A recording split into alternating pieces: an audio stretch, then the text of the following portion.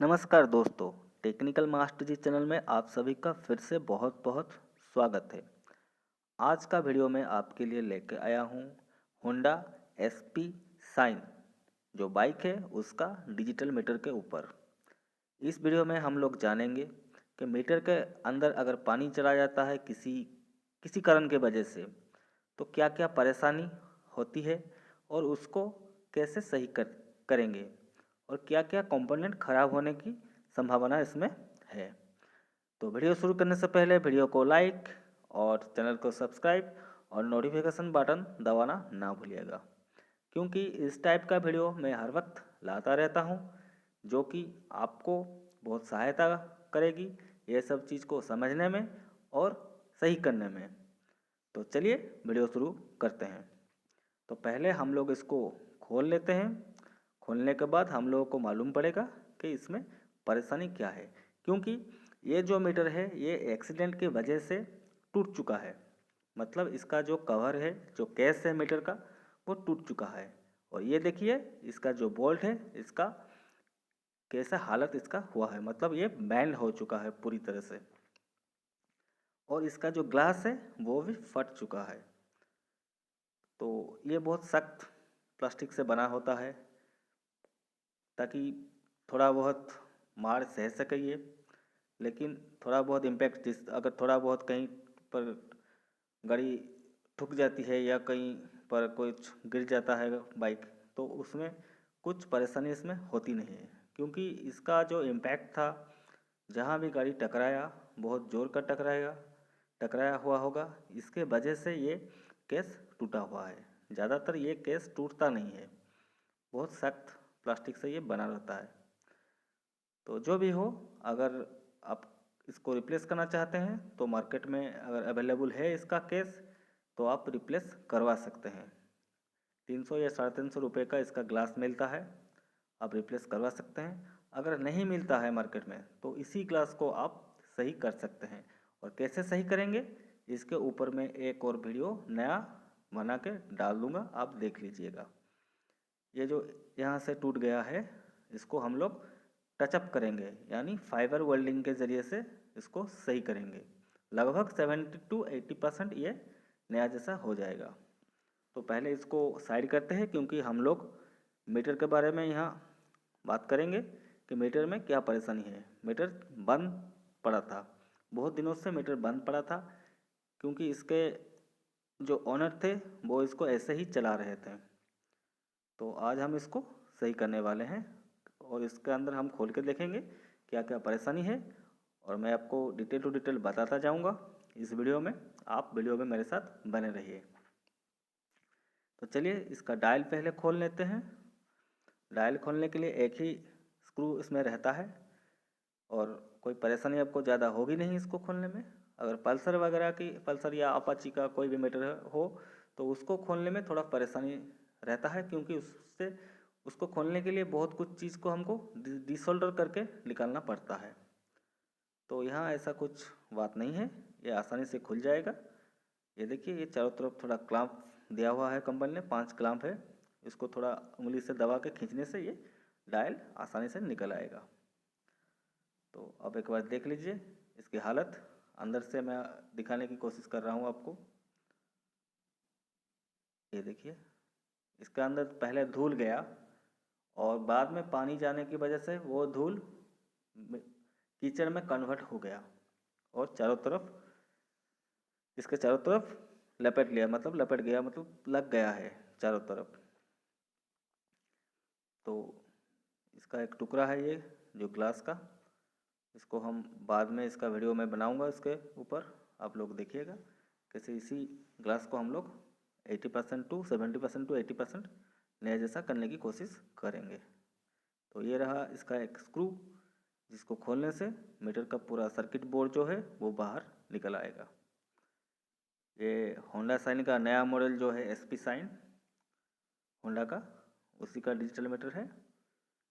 तो इसको खोल के हम लोग आज सही करने की कोशिश करेंगे और क्या क्या परेशानी है, कैसे इसको चेक करेंगे, मैं डिटेल इसको इस वीडियो में आपको बताऊंगा। तो बने रहिए वीडियो में मेरे साथ। ये देखिए ये खुल गया इसका कवर। ये देखिए, ये बहुत सख्त कवर होता है, ये ज़्यादातर फटता नहीं है। अगर जो भी टकरा कहीं भी पर भी बाइक टकराए, अगर बहुत जोर ये टकराएगा तभी जाकर ये फटेगा, नहीं तो ये ऐसे आप हाथ से इसको बैंड भी नहीं कर सकते हैं। और बहुत स्ट्रॉन्ग मटेरियल का बना होता है। जो भी हो, इसको हम लोग बाद में सही करेंगे। तो ऐसे टकराने से ये टूटा हुआ होगा। तो चलिए इसको खोल के हम लोग देखते हैं क्या परेशानी है इसमें। ये देखिए, ये चारों क्लैंप है इसका। चारों क्लैंप को हमको थोड़ा थोड़ा करके ट्विस्ट करना पड़ेगा ताकि ये आसानी से निकल आए, क्योंकि इसी चारों क्लैंप की वजह से ये मतलब पीसीबी के साथ चिपक कर बैठा रहता है। ये देखिए, और स्क्रू वगैरह इसमें है नहीं, चारों क्लैंप और थोड़ा और 3-4 जो क्लैंप रहते हैं प्लास्टिक के, उसके वजह से ये चिपक कर रहता है। ये देखिए, ये पूरा खुल गया है। अब ये देखिए, इसके अंदर कीचड़ वगैरह है और ये होंडा का लोगो है इसमें, आप देख सकते हैं। ये इधर लिखा हुआ है होंडा और इसका सीरियल नंबर नीचे है मीटर का।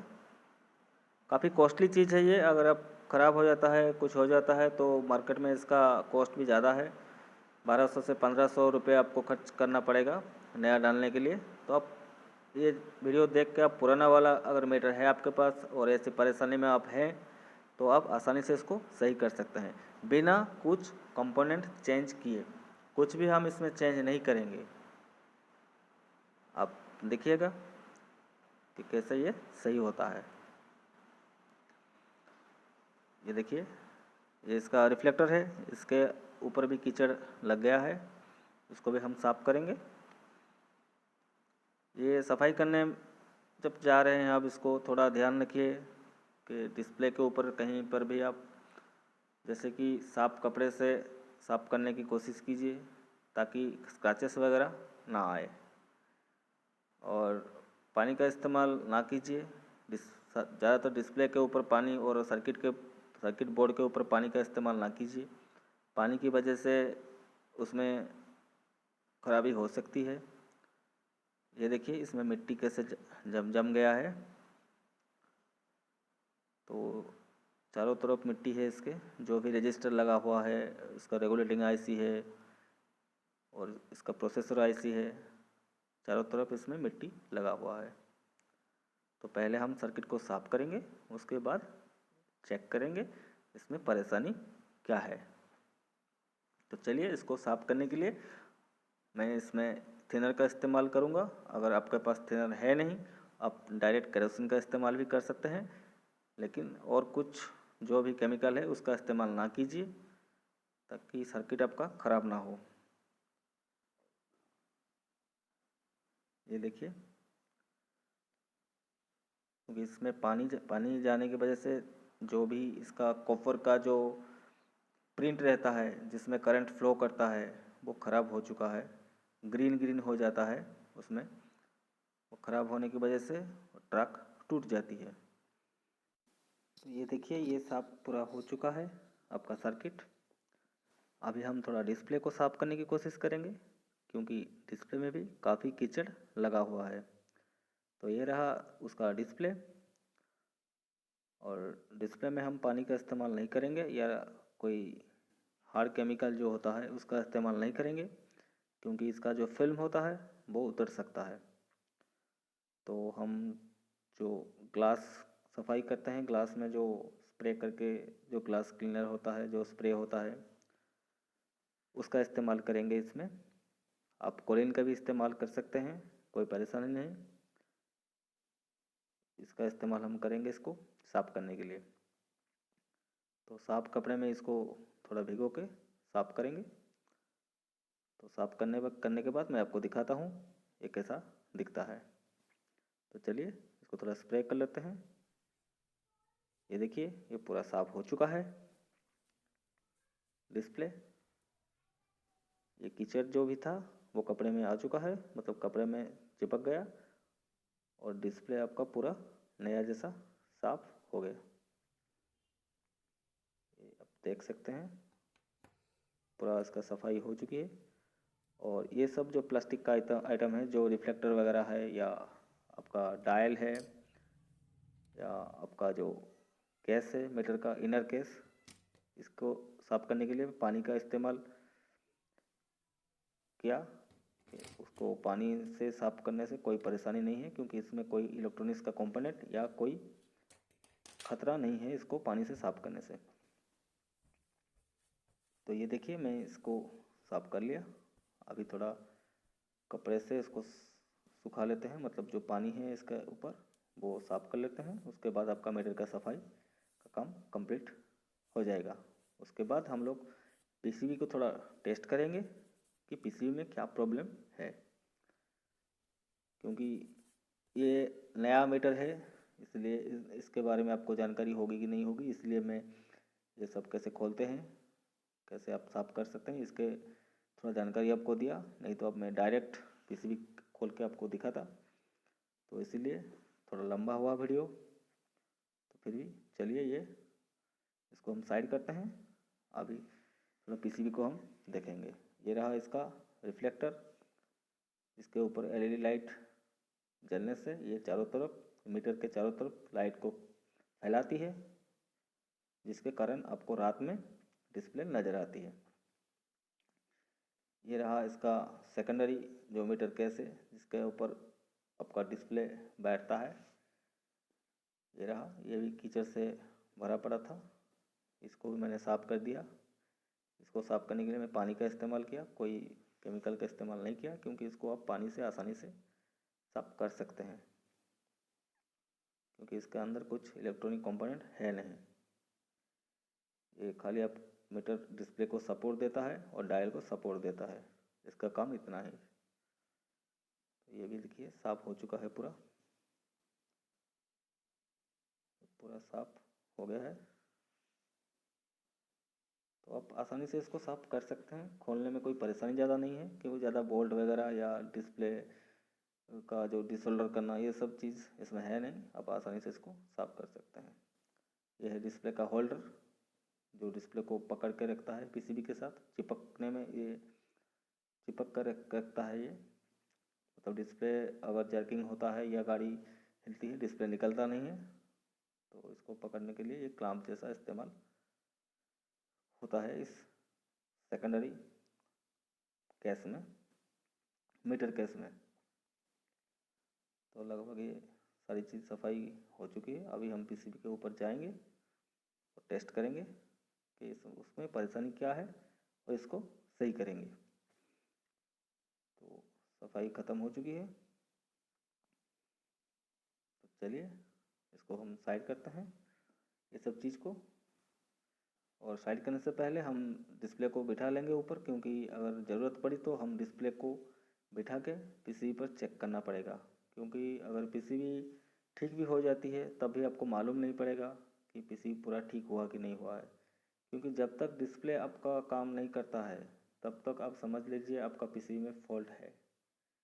क्योंकि ज़्यादातर पीसीबी में क्या होता है, अगर आप बिना डिस्प्ले लगाए चेक करते हैं पीसीबी को, तो पीसीबी में लाइट तो आएगी, लेकिन जब अब डिस्प्ले आप समझेगा हाँ लाइट आ गई, सारी चीज़ ठीक हो गया, और मीटर का जो जो नीडल होता है वो ऊपर जाकर नीचे आती है, वो भी बंद है, तो आप सोचेंगे ठीक है कोई परेशानी नहीं, वो ठीक है मीटर। लेकिन बाद में जब आप सारी चीज़ फिट कर देंगे, उसके बाद आप देखेंगे कि डिस्प्ले में कुछ नहीं आ रहा है, नीडल भी काम करना बंद कर दिया, तब आपको फिर से दोबारा सब खोल के उसको फिर से ठीक करना पड़ेगा।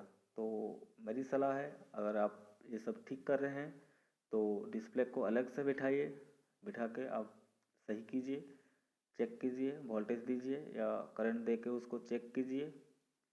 जब डिस्प्ले में लिखा जो भी लिखा आता है वो अगर एक बार डिस्प्ले में आपको शो हो गया, समझ लीजिए डिस्प्ले आपने बिठा लिया और चेक जो भी चेक करना था चेक किए, फॉल्ट भी पकड़ लिए, फॉल्ट को सॉल्व भी कर दिए, उसके बाद पावर दे के उसको चेक करिए।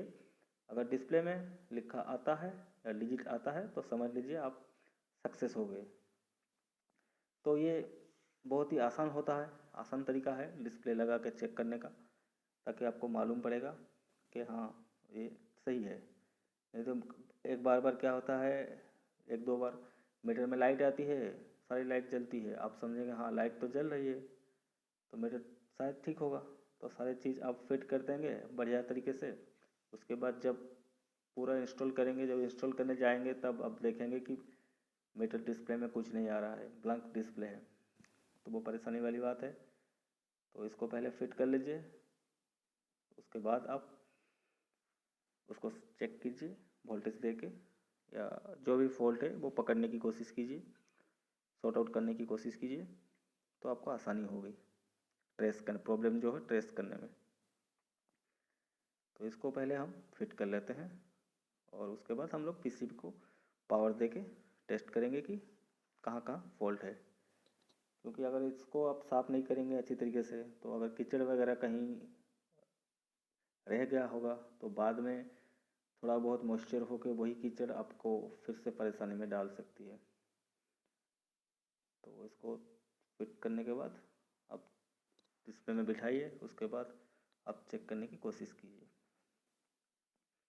तो ये देखिए, ये बिल्कुल नया जैसा, जैसे नया था गाड़ी में वैसा ही दिख रहा है। मतलब जहाँ सारे कीचड़ वगैरह जो धूल जो भी था वो साफ़ हो चुका है, कोई परेशानी नहीं है। मतलब जब भी आप देखेंगे नया जैसा लुक इसका, इसका जो लुक है पूरा नया जैसा दिख रहा है।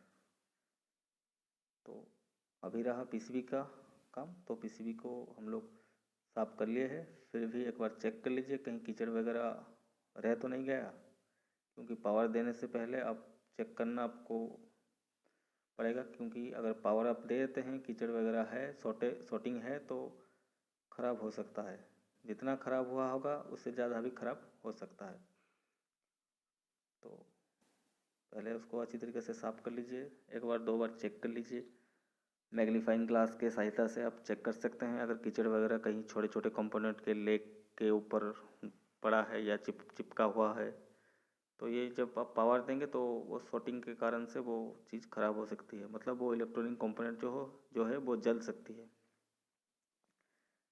तो पहले हम मल्टीमीटर से इसका मेन पार्ट चेक करेंगे, जो मेन रेगुलेटिंग आईसी होता है उसको चेक करेंगे। उसके बाद हम इसमें पावर देंगे। अगर वो शॉर्ट होगा तो हम उसको रिप्लेस करके पावर देंगे। तो चलिए पहले चेक कर लेते हैं। ये आपका पॉजिटिव है, पॉजिटिव से ये करंट लेती है।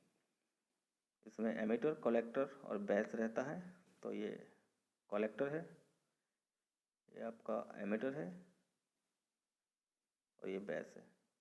सॉरी, इसमें पॉजिटिव का टर्मिनल लगाना चाहिए, तो मैंने नेगेटिव लगाया था गलती से। तो ये देखिए, इसमें 593 का रीडिंग आ रहा है, मतलब ये सही है। एक साइड में इसका करंट दिखाएगा, चालू होने के बाद दूसरे साइड में भी करंट आपको दिखाएगा।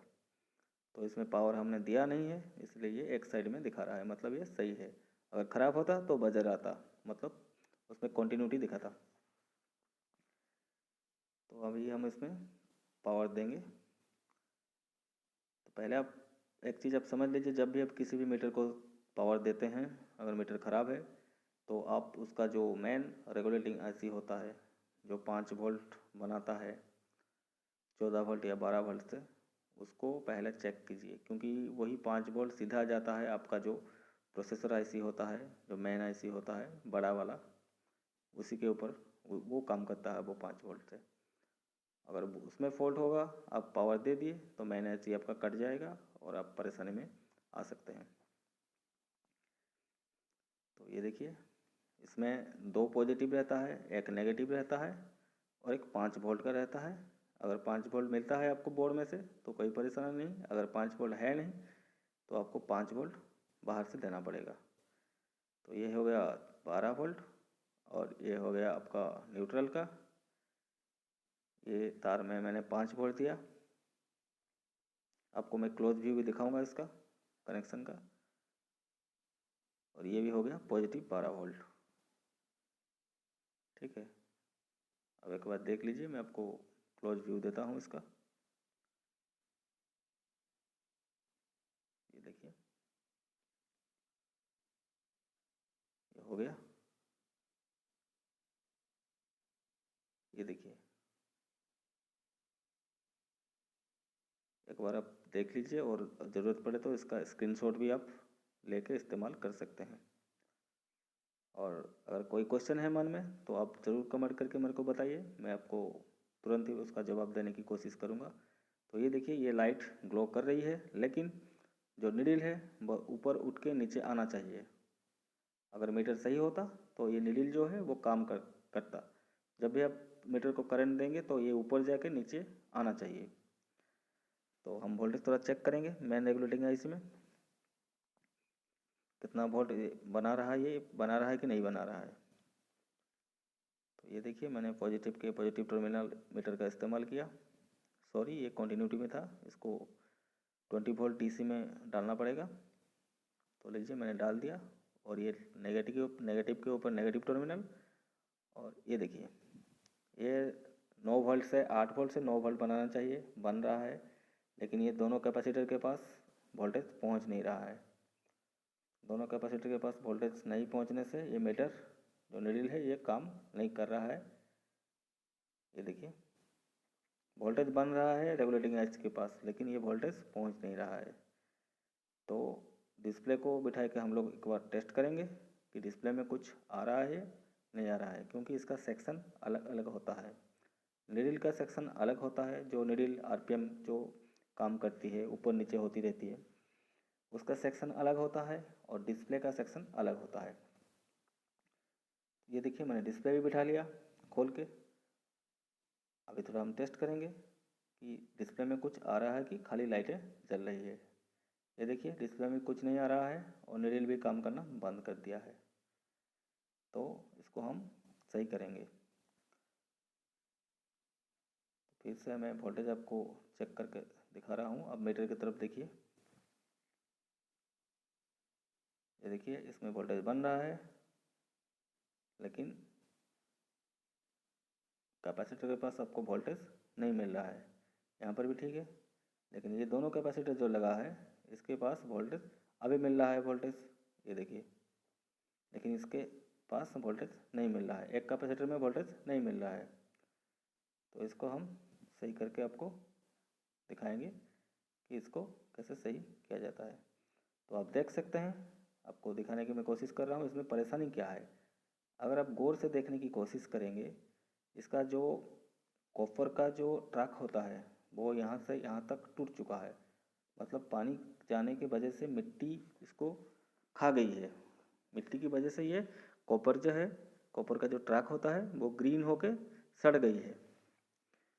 तो यहाँ से कनेक्शन इसका नहीं है और यहाँ से इसका कनेक्शन नहीं है। तो इसको हमको जंपर मारना पड़ेगा। तो इस वीडियो में आप बने रहिए, क्योंकि ये पहला भाग है। पहला भाग में मैं आपको ये जंपर करके दिखाऊंगा। और भी फॉल्ट है इसमें, वो फॉल्ट सारे आपको मैं बताऊंगा एक एक करके, और उसके बाद आपको ये मीटर में सही करके दिखाऊंगा। आप इस मीटर के जो दूसरे भाग में ज़रूर बने रहिएगा मेरे साथ, ताकि आप इसके बारे में नॉलेज पूरा पा सके। Thanks for watching. A like would be appreciated.